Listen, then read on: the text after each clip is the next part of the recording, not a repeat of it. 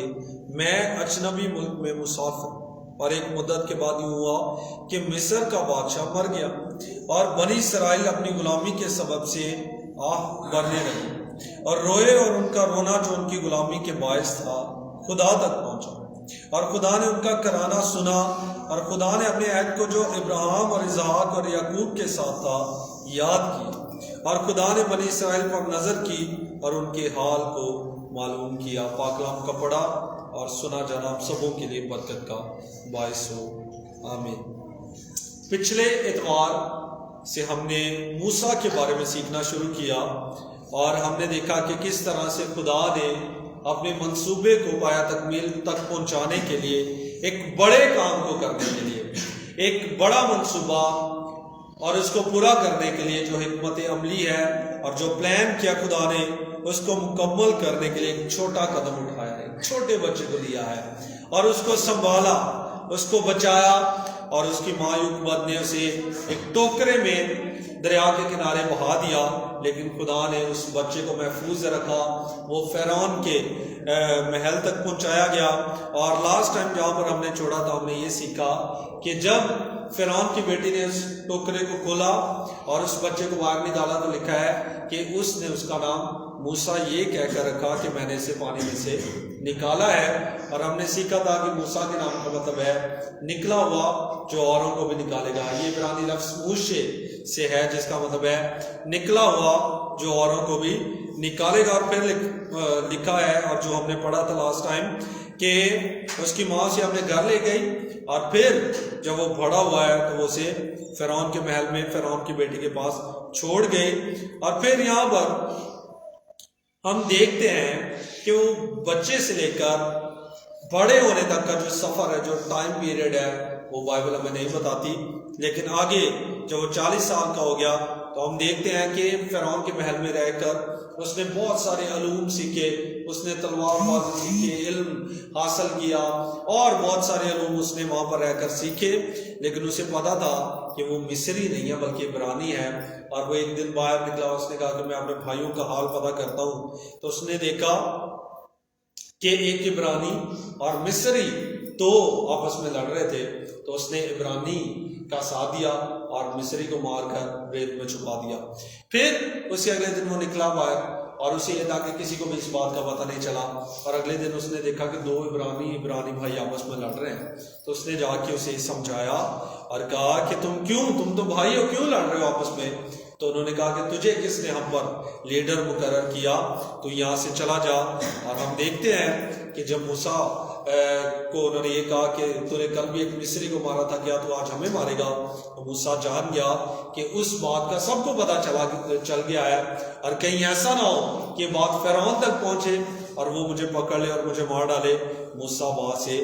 بھاگ گیا، وہ بیابان کی طرف چلا گیا، اور پھر وہاں پر آگے یہ جو واقعہ ہے وہ ہمیں پتہ چلتا ہے کہ کس طرح سے جب وہ پہنچا ہے وہاں پر ایک کنویں کے نزدیک پہنچا، مدیان کے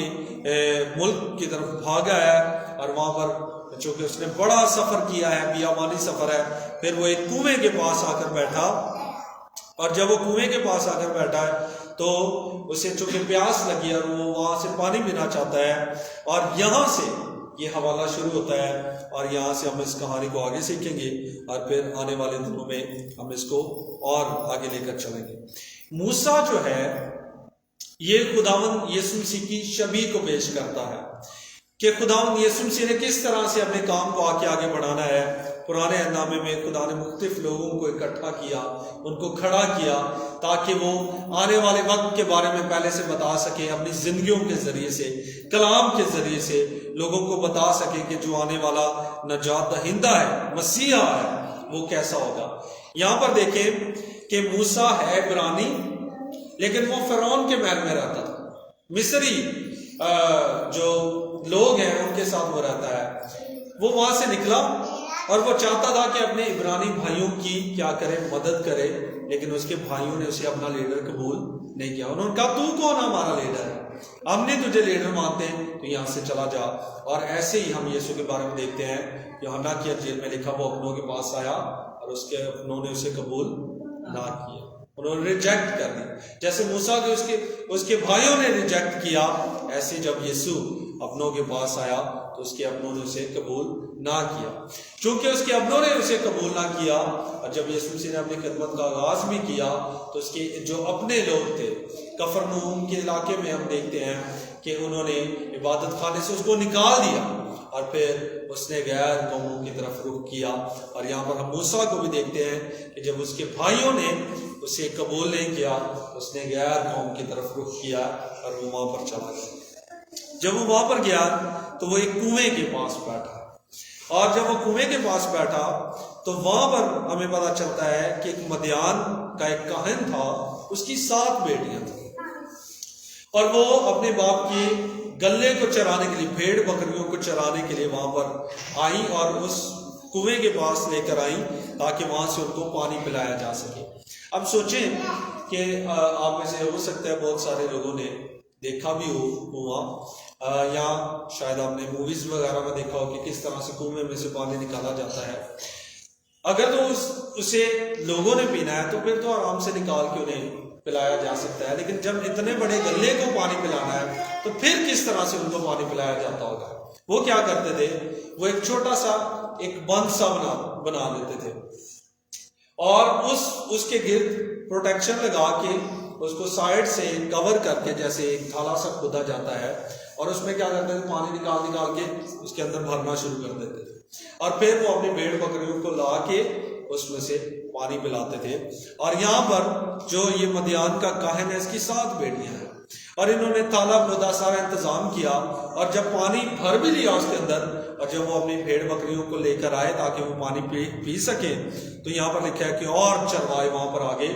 اور انہوں نے ان کے جو بھیڑ بکریاں تھیں وہاں سے بھگانا شروع کر دی تاکہ انہیں محنت بھی نہ کرنا پڑے، پانی بھی نہ نکالنا پڑے، تھالا بھی نہ کھودنا پڑے، بلکہ جو بھرا ہوا پانی ہے انہوں نے ان کی بیٹیوں کے، جو مدیان کے کاہن کی بیٹیاں تھیں، ان کو بھی پیچھے کر دیا، ان کے گلے کو بھی، اور لا کے اپنی بھیڑوں کو پانی پلانا شروع کیا. موسیٰ بیٹھا دیکھ رہا تھا، اور اس نے دیکھا کہ یہ ناانصافی ہو رہی ہے.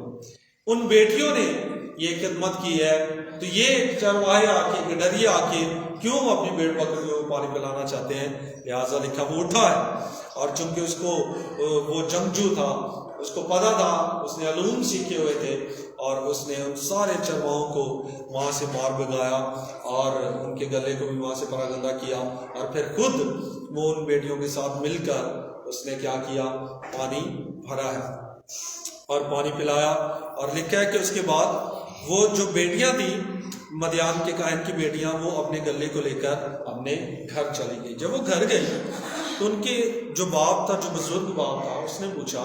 کہ آج اتنی جلدی کیسے آ گئے. اس کا مطلب ان کے ساتھ ہر وقت یا جب بھی وہ وہاں پر جاتی تھی ایسا ہی واقعہ ہوتا تھا، لیکن وہ حیران ہوا کہ آج تو بڑی جلدی پانی پلا کے تم لے آئی. تو پھر انہوں نے بتایا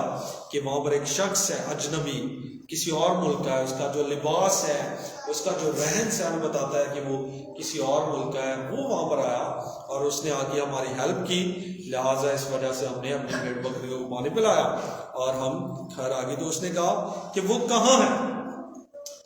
اسے کیوں نہیں تم لے کر آئی؟ اگر وہ اجنبی ہے تو ہو سکتا ہے وہ دور سے آیا ہے، اسے بھوک لگی ہے، اسے پیاس لگی ہے، پتہ نہیں اس کے پاس رہنے کی جگہ ہے یا نہیں ہے، تم کیوں اسے وہاں پر چھوڑ کے آئی ہو؟ واپس جاؤ اور اس کو لے کر آؤ تاکہ وہ آئے. اور یہاں پر لکھا ہے تم اسے کیوں چھوڑ آئی، اسے بلا کر لاؤ تاکہ وہ روٹی کھائے. اس کو لے کر آؤ. اور پھر ہم دیکھتے ہیں کہ موسیٰ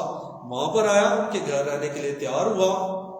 اس نے کھانا کھایا، اور پھر لکھا ہے کہ اس نے جو کاہن تھا مدیان کا کاہن رویل، جس کا نام یہاں پر بتایا گیا ہے، اس نے پھر جو اس کی بیٹی تھی صفورہ، اس کا بیاہ موسیٰ کے ساتھ کیا، اور اس کا ایک بیٹا پیدا ہوا جس کا نام اس نے جیسون رکھا، جس کا مطلب ہے میں اجنبی ملک میں مسافر ہوں، میں اجنبی ہوں، میرا ملک یہاں کا نہیں ہے، میں کہیں اور سے آیا ہوں. اور میں نے کہیں اور چلے جانا ہے۔ یہاں پر پھر ہمیں یسوع کی تصویر نظر آتی ہے کہ وہ اپنا تخت چھوڑ کر، جس طرح موسیٰ فرعون کا محل چھوڑ کر آیا، اجنبی بن کر آیا، کچھ وقت کے لیے سٹے کرے گا اور پھر واپس لوٹ جائے گا، اسی طرح خداوند یسوع مسیح نے اپنا تخت چھوڑا، وہ زمین پر آیا ہمیں بچانے کے لیے، محفوظ کرنے کے لیے، اور پھر ایک وقت آئے گا کہ وہ وہاں پر چلا جائے گا۔ یہاں پر اس کی ایک بیوی ہے جس کا نام صفورہ ہے، اور صفورہ کے نام کا مطلب ہے پرندہ، پرندہ۔ اور اگر آپ زبور نمبر 84 کی 3 آیت جلدی سے میرے ساتھ نکالیں تو ہم دیکھیں کہ اس کے نام کا مطلب جو بیان کیا گیا ہے وہ ہمیں کیا سبق دیتا ہے۔ زبور نمبر 84 اس کی 3 آیت، یہاں پر لکھا ہے، اے لشکروں کے خداوند ہے میرے بادشاہ اور میرے خدا، تیرے مذموں کے پاس گوریا نے اپنا آشیانہ اور ابابیل نے اپنے لیے گھونسلہ بنایا جہاں وہ اپنے بچوں کو رکھے۔ یہ 84 زبور جو ہم گاتے ہیں، اٹیرن تے چڑیاں نے آلنا پایا، بڑائی ہونا بوٹاں دے رہن دی چاہ ہے۔ یہ موسیٰ ایک ایسے درخت کی مانند ہے جہاں پر پرندے نے اپنا گھونسلہ بنایا اور اس کے بچوں کے رہنے کے لیے ایک جگہ بن گئی۔ خداوند یسوع مسیح نے کہا، انگور کا حقیقی درخت میں ہوں اور ہم جو ہے وہ اس کی کیا ہے، شاخیں ہیں، ٹہنیاں، ٹھیک ہے۔ جیسے موسیٰ ہے اور اس کی بیوی صفورہ کا نام ہے پرندہ، ایک سٹے ہے، وہ وہاں پر اس کے ساتھ ہمیشہ کے لیے سٹے کرے گی، رہے گی، اور پھر آگے جو ہے ان کے بچے ہوں گے۔ لوکا 13 باب 18 سے 19 ہم پڑھیں گے جلدی سے۔ لوکا 13 باب اس کی 18ویں اور 19ویں آیت۔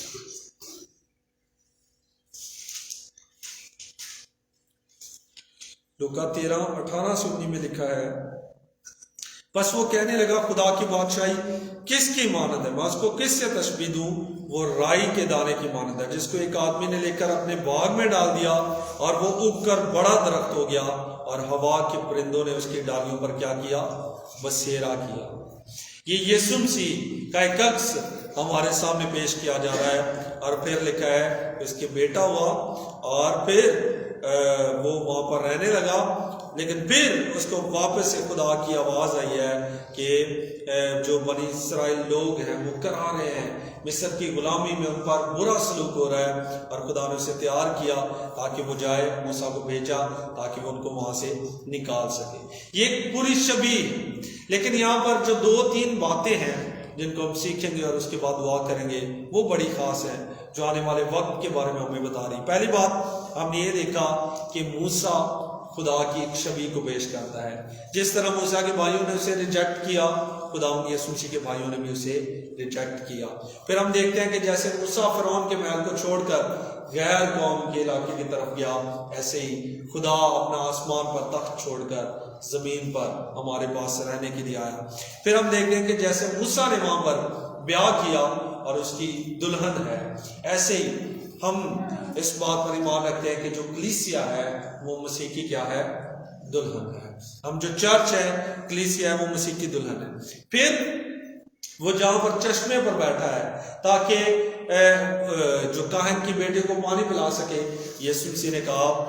زندگی کا سر چشمہ میں ہوں، جو کوئی مجھ سے پیے گا وہ کبھی پیاسا نہ ہوگا، بلکہ ہمیشہ کی زندگی کے چشمے اس کے اندر سے کیا ہوں گے،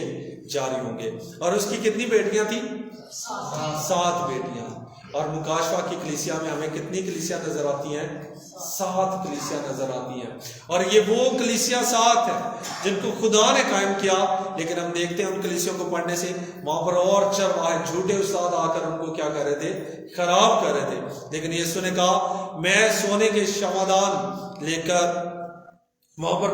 پھرتا ہوں اور وہ وہاں پر سٹے کرتا ہوں کلیسیا کے اندر، اور اس نے کہا کہ اگر کوئی ان کو نقصان پہنچائے گا تو میں خود اس کا مقابلہ کروں گا اور اس کو وہاں سے نکالوں گا، جیسے موسیٰ نے ان بیٹیوں کو جو گڈریے پریشان کر رہے تھے ان کو وہاں سے نکالا۔ اور پھر ہم آگے دیکھتے ہیں کہ اس نے جو اس کا بیٹا ہو اس کا نام جرثوم یہ کہہ کر رکھا کہ میں اجنبی ہوں، اور یسوع نے ہمیں سکھایا کہ ہمارا ابدی جو وطن ہے وہ یہاں پر نہیں ہے، ہم سارے اجنبی ہیں، بلکہ ہمارا اصلی وطن، ابدی وطن کہاں پر ہے؟ آسمان پر۔ اور ہم اس کے لیے اپنے آپ کو تیار کر رہے ہیں، اور ایک وقت آئے گا کہ ہم وہاں پر خدا کے ساتھ عبدالآباد رہیں گے، خدا کی جو کلیسیا ہے وہ اس کے ساتھ رہے گی، جو مکاشفوں میں ہم پڑھتے ہیں کہ وہ اس دلہن کی مانند ہے جس نے اپنے آپ کو آراستہ کیا ہے، جس نے اچھا لباس زیب تن کیا ہے، اور وہ برے کے ساتھ، اس کے تخت کے ساتھ، اور اس کی ہمیشہ کی بادشاہ میں اس کے ساتھ ہمیشہ کے لیے سکونت کرے گی۔ خدا ہم کو بھی اس طور سے تیار کرنا چاہتا ہے تاکہ ہم بھی خداوند میں اپنی زندگیوں کو بسر کریں، اس کے ساتھ ہمیشہ کے لیے قائم رہیں۔ موسیٰ کی زندگی آنے والے وقت کی ایک تمثیل ہے جو ہمیں سکھاتی ہے کہ کس طرح مسیح آئے گا، اور اس نے آ کے ان سارے کاموں کو کرنا تھا، اور ایسا ہوا، یسوع نے آ کر ان سارے کاموں کو انجام دیا۔ اب جو اس پر ایمان لے کر آتا ہے وہ ہمیشہ کی زندگی کو حاصل کرتا ہے، جیسے یوحنا 3 باب اور اس کی 16 آیت میں لکھا، کیونکہ خدا نے دنیا سے ایسی محبت کی کہ اس نے اپنا اکلوتا بیٹا بخش دیا تاکہ جو کوئی اس پر ایمان لائے ہلاک نہ ہو بلکہ ہمیشہ کی زندگی پائے۔ خداوند اس کلام کے وسیلے سے ہم سبوں کو بڑی مدد کرے۔ ہم دعا مانگیں گے۔ میری درخواست ہے مبشر یونس صاحب سے وہ سامنے آئیں گے اور کلام کے لیے دعا مانگیں گے، اور اس کے بعد علیہ کے گیت میں بھی ہمیں لیڈ کریں۔